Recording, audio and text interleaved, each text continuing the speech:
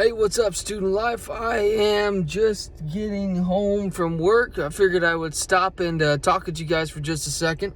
Thank you again for joining us and, joining in on our videos. This is something new that we've just started recently, so we appreciate your guys' encouragement, your positivity and your support as we go through this right now.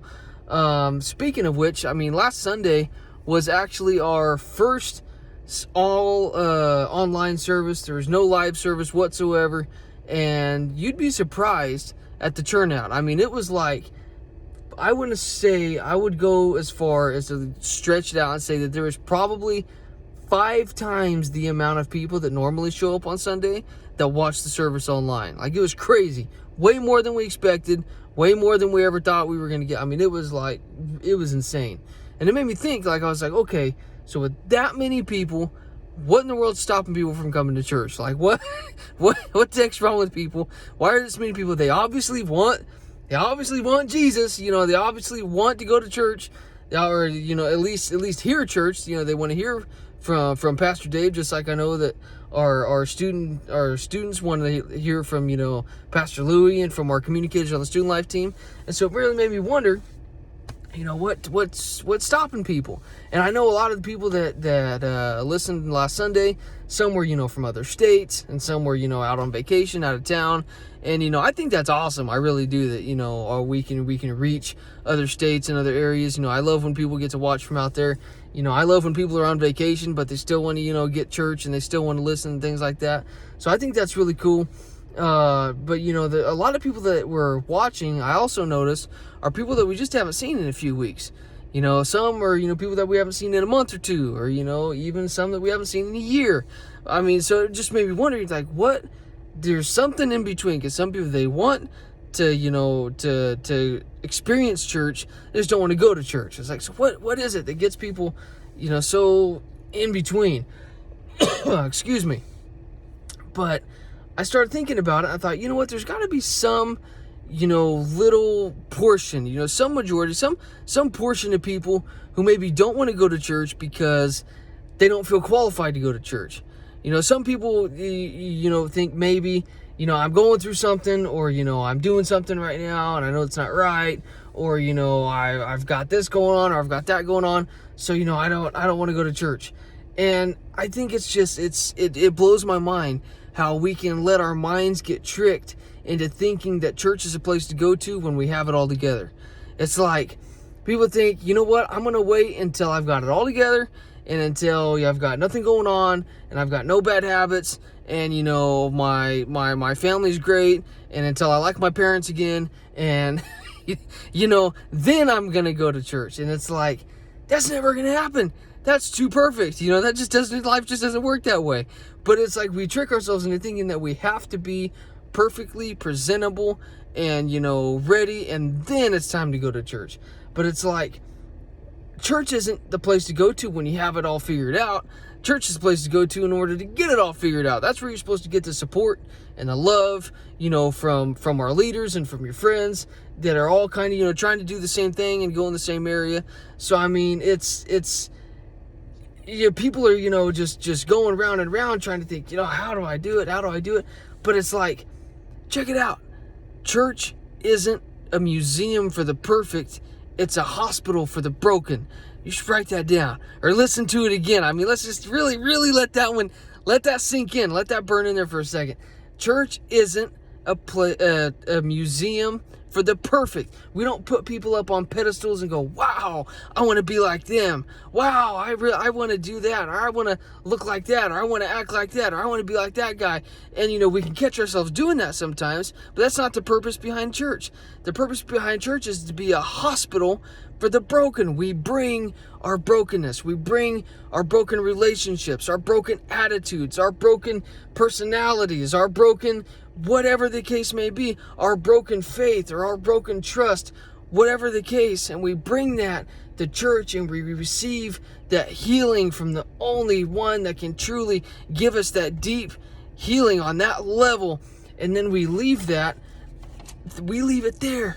We don't come perfect. We bring all of our jacked up to church, and then we get to leave it there and go home like normal people. What's up with that? That sounds awesome. Let's do that.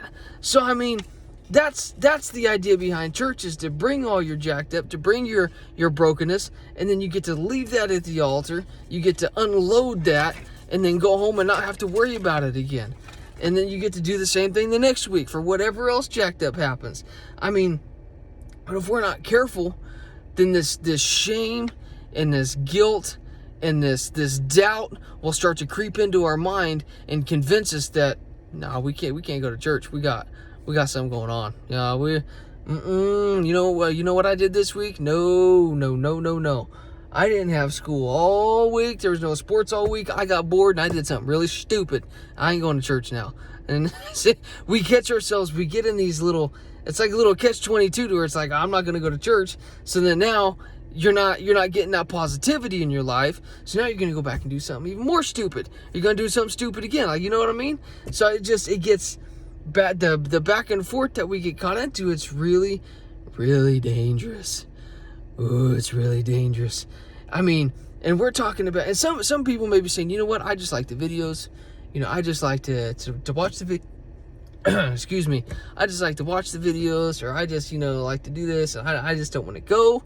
And some people think, you know what, or they may be thinking, you know what, I can be a Christian without going to church, especially if y'all are going to be posting these videos. I mean, I can be beating myself spiritually, and I don't have to worry about going to church. I don't have to deal with people. Woo! I ain't got to deal with people. I love it. I'm just going to do that. And that's cool and all. Absolutely. You can be a Christian without going to church. But the whole idea is not just for you to be a Christian on your own, but to grow with people and to gain people. To not just go to heaven, but to bring as many people with you to heaven as you can. You know what I mean? So, with that being, when you think about it that way, you think, okay, I'm going to do all this, but we're not just talking about being a Christian. We're talking about God's purpose in your life. We're talking about the divine, the single purpose that He meant for you and you only. Nope, God's purpose in my life can't be lived out by anybody else. It can't be lived out by my wife, by Pastor Louie or Jessica. It can't be lived out by anybody. Just like I can't live out anybody's calling who's watching this video right now. But I tell you what, nobody's purpose in life is to sit at home and go to heaven all by themselves. You got it half right. Let's do the go to heaven part. That's great. But nobody's purpose is to sit at home and do it by themselves and to go to heaven by themselves. That's just not it. I can tell you that with 100% certainty. And I'm going to tell you right now, if we're not careful, the doubt and the fear and the guilt that we start to build up inside of our own mind will start to creep in and convince us that we can't go reach out, that we can't go to church, that we can't do this or that, because we're going to be judged, because we're going to be looked at wrong, because we're going to be whatever the case may be. And that shame will start to destroy your self-confidence, and they'll start to go, you know what, I'm not doing it. I'm not going out there. I'm not doing it. And then eventually, by ourselves, we can be wiped out by the devil, no problem. But when we band together and we get strong and we stick together, he ain't got no chance. He's not taking all of us. No, not all of us together. He's not. He'd try to single us out, sure, but he's not taking all of us together with one cause, with one vision, with one purpose. No, that's not happening. And we stick together like that. No, it's not going to happen. He's not getting us. So there's a story. It's really, really, really good. There was a pastor who had an actual surgeon who went to his church, and the surgeon hit him up one day. He goes, "Hey, you know what? You can actually come in behind the scenes and check out what it looks like for me to do a heart surgery on somebody." He goes, "Well, ain't that cool? Heck yeah! I want to go do that." So he goes and he's watching this guy in the works doing a heart surgery on this guy, and he goes, he's doing the heart surgery. While he's doing the heart surgery, there's a machine that's, keeping the guy alive, because obviously the heart's not working. It's being worked on right now. So when he gets done with the surgery, he starts, hooking everything back up, for lack of better terms. I don't know. I'm not a surgeon. But, he's hooking everything back up, and he switches it over to get the heart to start going again. Heart won't run. Heart won't beat. Goes, Tries a couple other little tricks. He switches it over.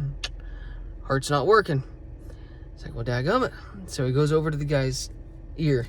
Anesthesiologist is right there. He knocked this guy out with the best drugs, money can buy. This guy is knocked out. He can't feel a thing. He's not waking up. There's no way, no how. But he gets down in this guy's ear, and he gets real close. He says, hey, the operation's over. Go ahead and tell your heart to start beating again. And I'll tell you what, just like that, his heart starts beating again. The guy's not conscious.